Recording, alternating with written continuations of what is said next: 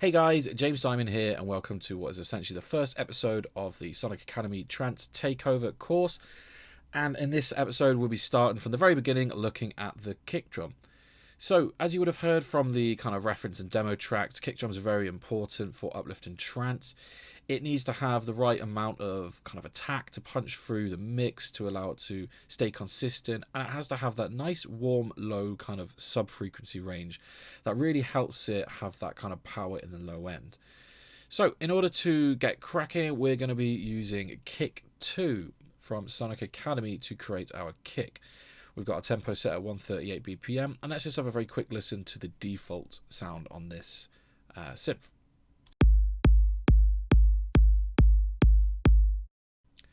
So, not really an uplifting trance kick drum, more of a kind of progressive one. But the great thing about kick is they have plenty of different presets we can look at. And we're going to be using the Trance 138, and we'll just skip through a few of these.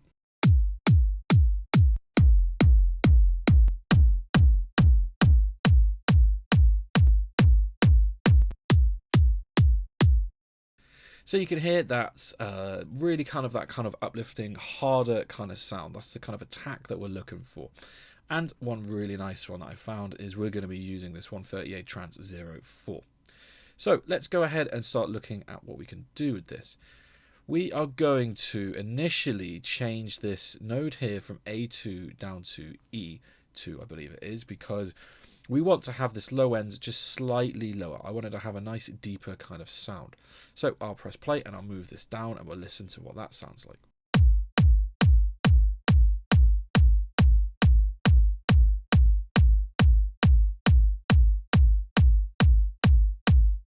So that's just brought that low end of the sub part of the kick drum down to the E frequency. And to me, that's sounding a lot nicer. It's a lot kind of deeper in the mix.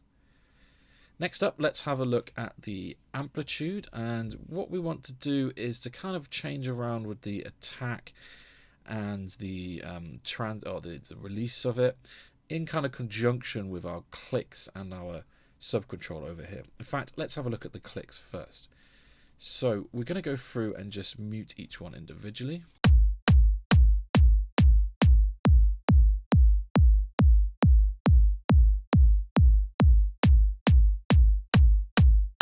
So it's sounding pretty nice, but I'm not a big fan of this click one. I just want to bring that down a little bit. I'm not really, it kind of sounds like it's a bit of a scuffle.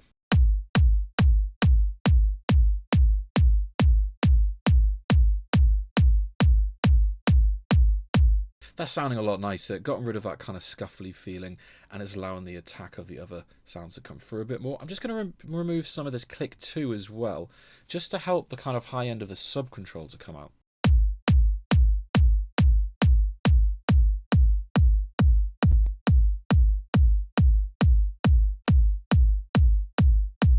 And there we go, that's sounding a lot nicer. That's really just kind of helped that attack. It was a bit too harsh to begin with, and it kind of, I know going through the mix that's going to become a problem later. So just removing some of that kind of scuffly sound from click 1 and bringing back on click 2 to allow the high end of the sub control to come through a bit nicer, that really helps. So now let's have a look at the amplification, and let's just start by, we want to kind of remove some of this kind of section after the transient. So we want to remove this section which will allow the transient to come through a bit more, which we're going to use with this node here.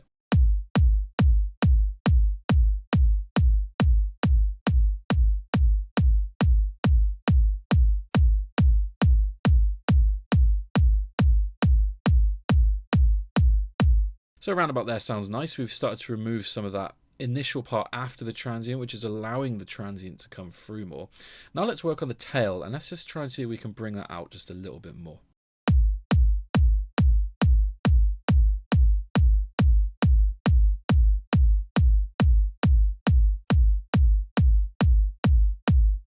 So that's sounding a bit nicer. We can hear now that that's kind of made the tail a little bit more kind of punchy, and we can physically see on the waveform that it's becoming more consistent with the start of the transient as well.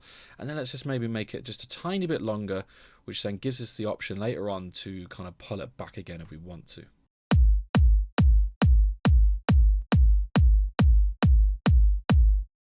So that's sounding pretty nice. We've got a real kind of nice low end, a very nice transient on it. And then let's go ahead and just add a compressor, which is just going to kind of glue this together just a little bit more. It's just going to affect mainly the transient, and we're just going to bring that transient down very slightly, gives it a little bit more attack, and it's going to help it glue better with the tail of the sound. So we'll do a 4:1 ratio, or as close as we can to getting it. And we're going to press play, pull down on the threshold, and we're going to have a slightly longer attack and a very, very short release.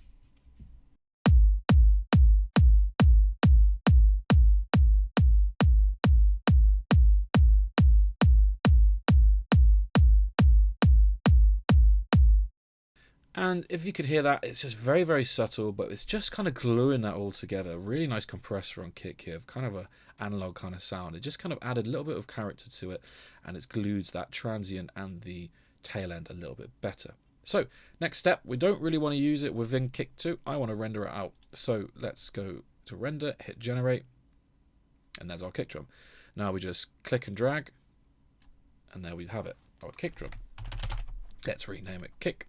Give it the nice green color, and then let's link it to our mixer channel over here.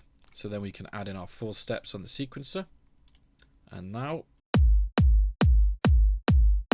we have our kick drum. So first thing I'm going to do is I'm going to turn this to mono. As we can see right now, it's got pretty much mono. It's just got a couple of, I think it's peaking just very slightly on the left or the right, but we just want to make sure it's perfectly down the center. So let's turn it to mono, and we do want to check this. It will kind of change the sound, so I'll just reset that.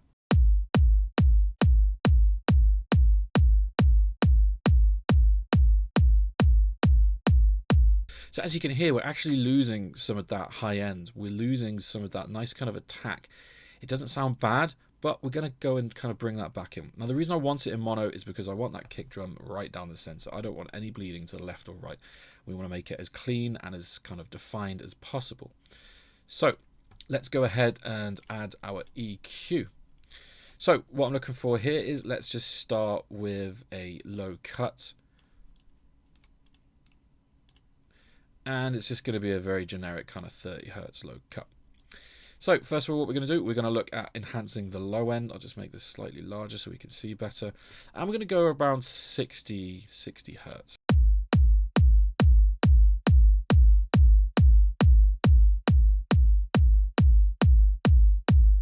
So we're just boosting it that tiny little amount. We don't want to go too much. We really don't want to push too far. The more you push on your kick drum, then the more it's going to kind of ruin the waveform that we've just kind of spent time crafting within Kick 2. And really, there's not much need for it. If you're pushing your kick drum kind of frequencies too far, then maybe you need to go back to the drawing board and start with something different.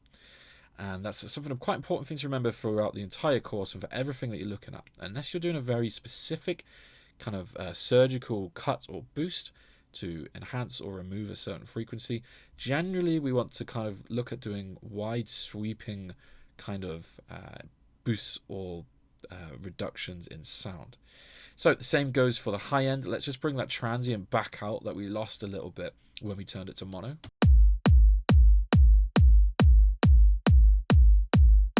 And there we have it. We hear that transient come out straight away.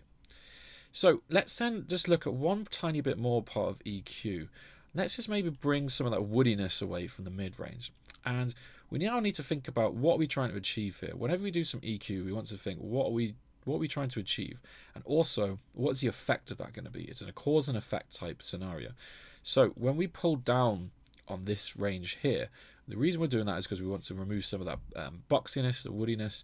But the effect will be is that it's going to allow these frequencies to come through more. So the more that you pull this, down, the more we're only going to hear these frequencies. So it's going to enhance these frequencies that we've just worked on. So we need to be careful that we don't do too much, otherwise we're going to ruin the kind of sound of the kick drum itself. So let's just pull some of that out.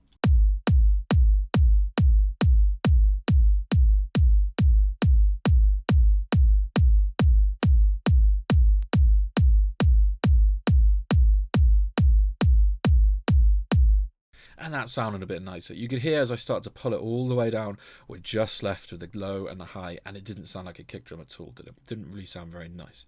So that sounded pretty good, liking how that is so far. So I've got an LFO tool on here that you might have noticed. This is a really, really good plugin. I mainly use it for sidechain compression, or it's more kind of ducking. Simply the fact that I have it set up on a hotkey. You can see it's here, number 3. So I can just press number 3 and it pops up straight away with the sidechain set up. But we're not using it for sidechain. We're going to be using it simply to see in real time what our kick drum looks like. It's a fantastic plugin. It's not too expensive. I would 100% recommend going to buy it, and we're going to be using this instead of a compressor for sidechain throughout the entire course. So yeah, straight up I would say recommend going and buying it. So let's have a look. We'll just press play and we can see we've got a visual representation much the same as what we did have in Kick 2, but now we've got it in here. So if you remember at the end when I was looking at enhancing the length of the amplification, I made it a little bit longer, and I said we can come back and change that. This is because I've now got a nice long kick drum that I can go back into the sampler and kind of change that so it fits better for what we're looking for. So we have our 16th notes. So the first one, the second one, the third one, and then the fourth one. So the third and fourth here are where our sub bass is going to be present within the mix. So we want to remove some of this tail to allow the sub bass to come through more. This is quite an important step. A lot of people don't think about this, have their kick drums too long, which then clashes with the sub bass, and you're not going to be able to get a nice clean definition between the kick and the sub. It's all going to kind of meld into one. Not going to sound great. Going to have a really muddy low end. So what we want to do is go to our ADSR, just pull this down here, and we want to shorten this all the way and hold. And what I'm going to do and what I'm aiming to do is just to reduce this tail ends to become around the kind of midway point.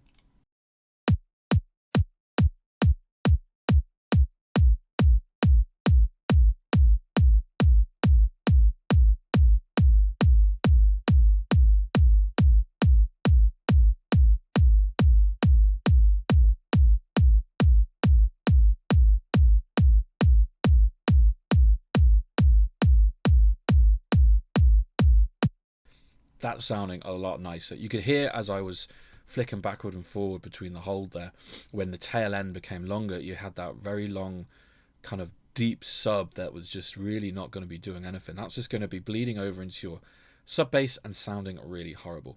So this is a very important step to make sure that we kind of have our kick drum not too long, but not too short. If it's too short, then we're not going to hear enough of the low ends. Too long, and it's going to clash with the sub. It's important because we're at such a high tempo of 138 BPM. Generally speaking, the faster you go, the shorter the kick drum needs to be in 4/4 dance music, because there's not a lot of time. The faster you get, there's a short amount of time between the kick and the sub hits. And in order to get those nice definition between the two sounds, we really want to make sure that our kick is as short as possible without losing that overall warmth from it. So that's sounding really nice.